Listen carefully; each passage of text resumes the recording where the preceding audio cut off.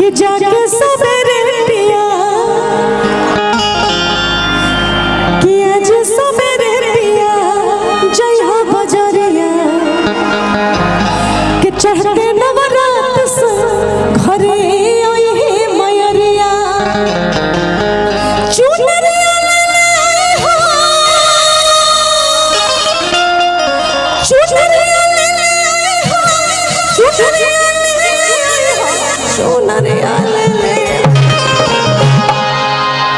और कहाँ से? सुपौल से कि सुपौल से कि कहीं और से? भोजपुर से आरा से कि आरा से सैया चुनरिया ले ले। अच्छा आरा से नहीं, आरा से नहीं तो कहाँ से? सुपौल से सैया चुनरिया ले ले।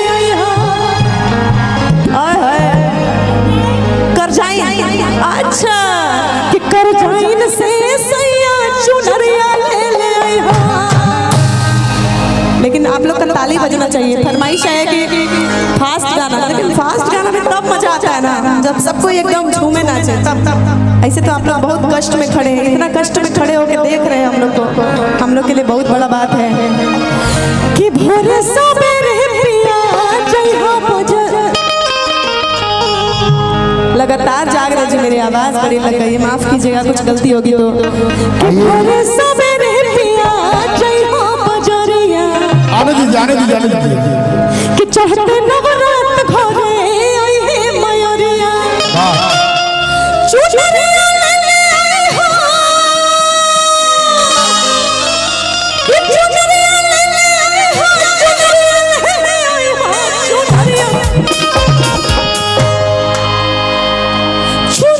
चुनरिया ले ले करजाइन से सैया चुनरिया ले ले।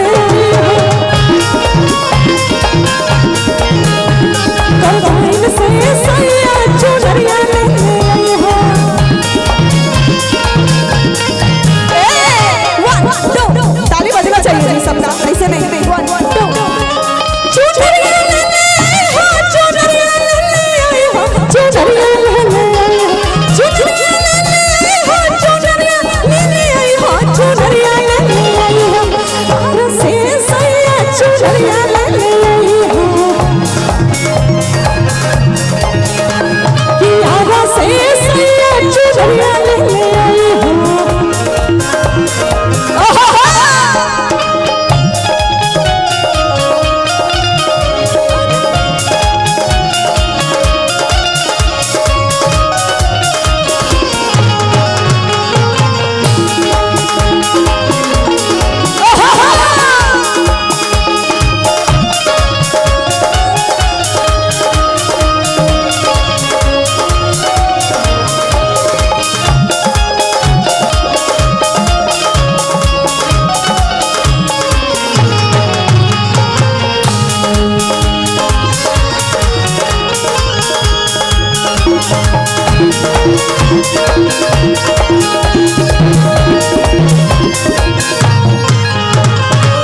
देखिए बड़े सौभाग्य की बात है, हमेशा हमारा वेलकम हमारे फेवरेट रुपेश चंचल जी करते हैं, लेकिन आज हमारे एंकर हमारे उद्घोषक उनका स्वागत करने का मौका मिल रहा है। बहुत बहुत स्वागत है आपका मंच पे।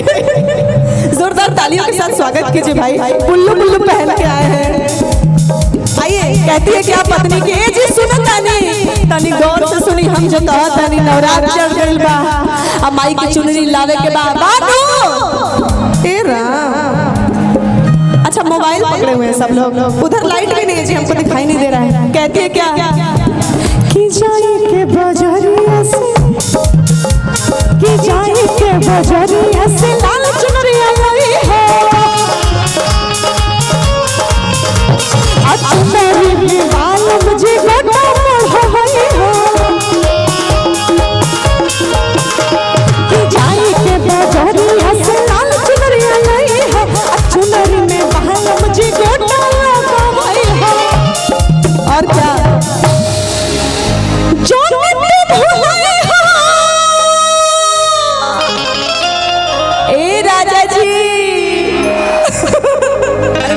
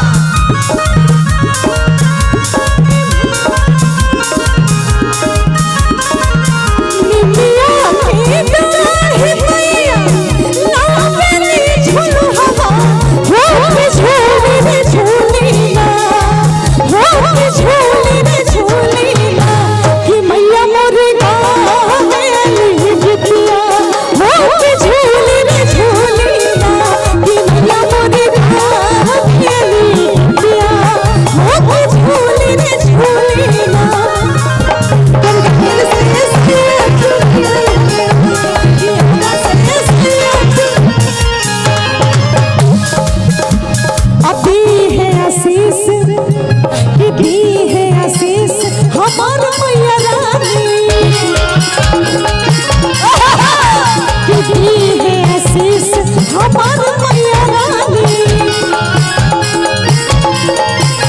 तो सफल हो जाए हमार जिंदगानी है आशीष हमार मैया रानी और सफल हो जाए हमार जिंदगानी। कहते हैं क्या सब लोग सुन रहे हैं ना जी? जितने लोग का मोबाइल नीचे हाथ उठाइए।